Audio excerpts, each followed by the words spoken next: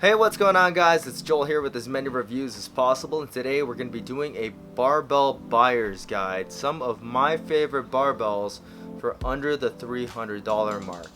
Now, when it comes to barbells, I recommend that you always spend more, as much as you can, on the barbell. Don't worry about the other stuff, the clips, the bumpers.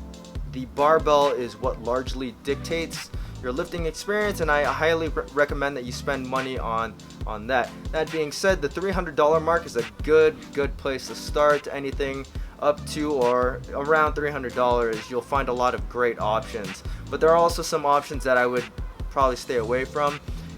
These are going to be the best barbells in my experience, what I've come across, what I like, and I'll try to direct you towards barbells that could possibly be what you're looking for. We're going to be going over things like knurling, price, spin, and just overall performance and what you're going to be using the barbell for. So, without further ado, here is your first barbell. And I'm going to start with this because this is by far the most popular brand out there, and that's Rogue Fitness. Behind me is the Rogue Fitness Ohio bar. This is the black zinc with the bright zinc finish sleeves, and this bar retails for $280. Now, with all Rogue barbells, for the most part, the Rogue Ohio bar, the Rogue Bar 2.0, the Castro bar, the Echo bar, the Operator bar, they all use the same exact 190k psi tensile shaft. The knurling is the exact same on all of the barbells. So the only difference that you're going to get as far as feel for the knurling is going to be what coats it. So if you have the black oxide, it's going to feel a little bit more like steel. If you have the Castro bar, it is bare steel. The bright zinc, the Operator bar, kind of feels a little bit different. The OD green on the Operator bar is a little bit more, it's not as thick, so you get a little bit more feel for the knurling. And the Matt Chan bar, which has a little bit shorter knurling for the clean grip, and it has a softer center knurling. But otherwise, performance wise, any of these barbells perform the same.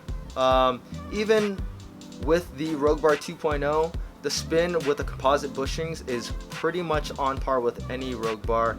No Rogue Bar spins all that great. They're all 28.5 millimeter shafts, and overall, they're some of the best bars that you can buy. They're over manufactured, and you cannot go wrong with a Rogue barbell. They have lifetime warranties, and the one hidden thing that is unstated with a Rogue barbell is that they have insane resale value. So if you ever wanted to get rid of your Rogue bar, you can sell Rogue barbells the fastest, the easiest. They're just, everybody wants one. All right, so cannot go wrong with a Rogue bar. Alright, so the next bar on the list, or next series of bars on the list, is going to be the American Barbell Training Bar, Black Chrome Bar, and the California Bar. The California Bar is the one that's behind me. It has dual IPF, IWF markings, but between all the barbells, the only things that really change are the coating on the shaft. So the California Bar has a black zinc coating. The training bar has a hard chrome coating, and I believe the black chrome bar has a oxide coating, but I could be wrong, it could be zinc. But either way, those are the only real differences between all the bars. They're all 28 millimeter diameter shafts. They all have hard chrome coatings on the sleeves. They all have composite bushings. The knurling is the exact same on all of these barbells. Now, it's a very fine cut knurling, but it is a little bit on the lighter side. So if you favored high rep workouts, CrossFit, the California bar, the training bar, the black chrome bar are excellent choices. They're very comfortable as far as knurling goes. Now, the best thing about the California bar and all the American barbell bars is that the shafts are the most whippy out of all the barbells that we're going to talk about today. With 190k psi tensile and multi-use barbells, you're not going to really feel a huge difference as far as whip goes. So the amount that you'll get extra from the American barbell is slight, but you do feel it. If you're serious about weightlifting more, then I would go with the American barbell bars. Oh, and the American barbell bars retail for $275, $250, and I believe $275 as well for the black and chrome. So the next barbells that we're going to go over are two actually different brands, but they are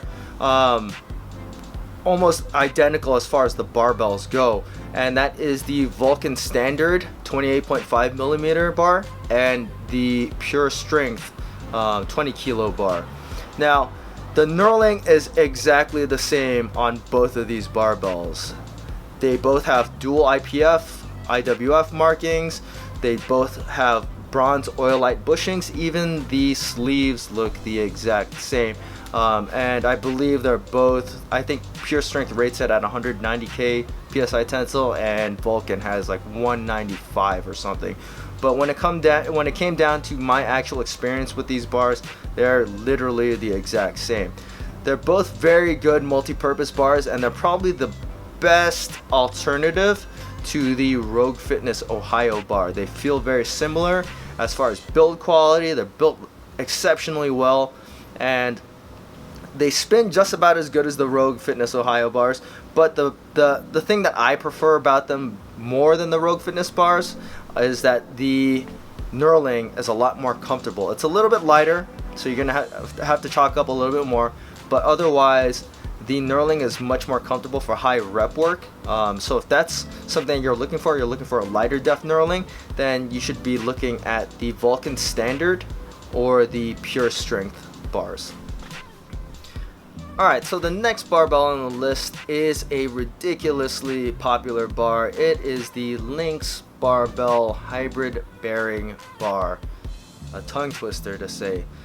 The claim to fame for the hybrid bearing bar is that it is a crazy good performer, and the price tag is very, very, very reasonable at $240 for the 20 kilogram version.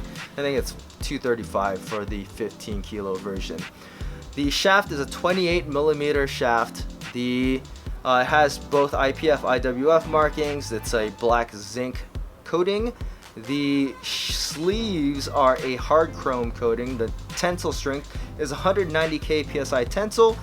It is a fairly okay bar as far as whip goes. It's not amazing, and that's kind of the only place that I would knock it.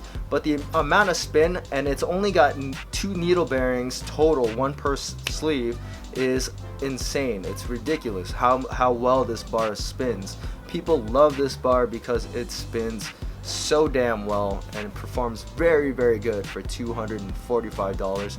People in my gym love it, and I love it. I actually really like using this bar a lot. It's a whole lot of fun to use. The only downside other than the whip is probably that it's made in China. Not that everything bad is made in China, or that things in China are made poorly, but the quality control can be off. Not that I've had a problem with that, but there's a limited lifetime warranty to the Lynx barbell hybrid bearing bar, so don't be afraid to purchase this bar. Everybody that comes across it loves it, and I do highly still recommend the hybrid bearing bar. Alright guys, so the next barbell on this list is going to be for me, the most surprising barbell, because I didn't know what to expect when I bought this. I bought it at the games a couple years ago, and I only really bought it because they didn't have the bar that I actually wanted. And that is the Getrx Texas bar.